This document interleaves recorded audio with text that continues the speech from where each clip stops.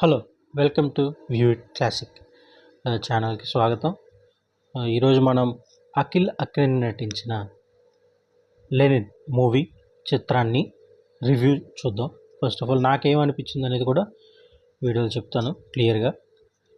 So cinema నా పరంగా అయితే నాకు నచ్చిందండి.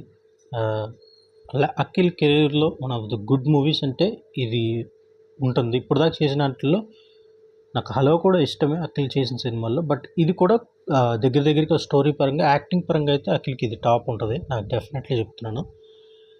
అండ్ స్టోరీ చాలా బాగుంటుంది.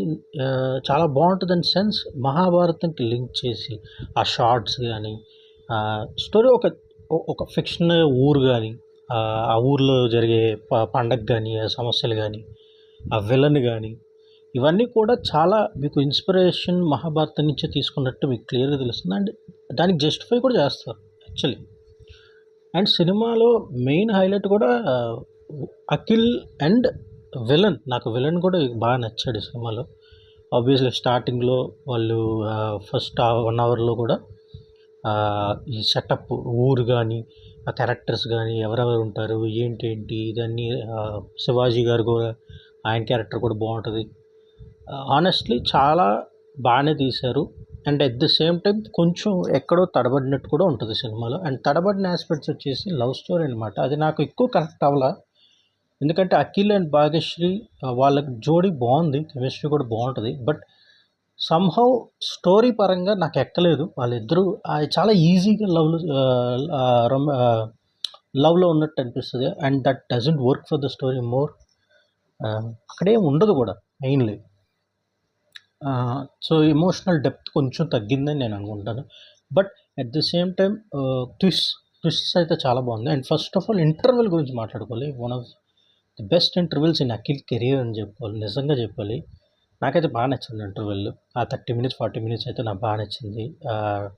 ఆ ట్విస్ట్ కానీ, కొంచెం బీజిఎం నా పరంగా అయితే అక్కడక్కడ బాగుంది, అక్కడక్కడ బాగోలేదు. బట్ సెకండ్ హాఫ్కి వచ్చేసరికి కొంచెం చాలా మారుతుంది స్టోరీ కూడా.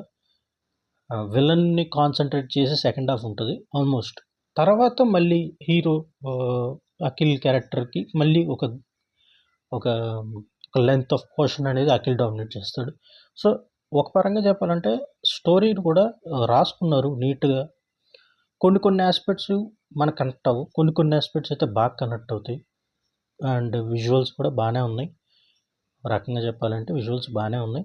మ్యూజిక్ అక్కడక్కడ డౌన్, అక్కడక్కడ హై ఉంటుంది. సాంగ్స్ బాగానే ఉన్నాయి. హానెస్ట్గా చెప్పాలంటే గుడ్ సాంగ్స్. ఎక్కువ డ్రాగ్ అయితే చేయలేదు. ఇంకెవరి గురించి చెప్పాలండి, అంత స్టోరీ పరంగా ఇంకొంచెం అంటే వాళ్ళ నేటివిటీ కోసం అని వెళ్ళారు, డెఫినెట్లీ చెప్పుకోవచ్చు. అఖిల్ స్లాంగ్ మార్చాడు, ఇవన్నీ చాలామంది ఆ ఊరు, ఆ పండగ, ఆ వాతావరణం అంతా బాగా చేశారు. బట్ కొంచెం ఇంకా ఏంటంటే ఎక్కడో ఏదో మిస్సింగ్ అన్న ఒక థాట్ అయితే ఉంటుంది సినిమాలో మీరు చూస్తున్నప్పుడు. అదొక్కటి ఏదో ఆ పోర్షన్ ఫిక్స్ చేసేస్తే చాలా బాగుండేదని నా ఫీలింగ్.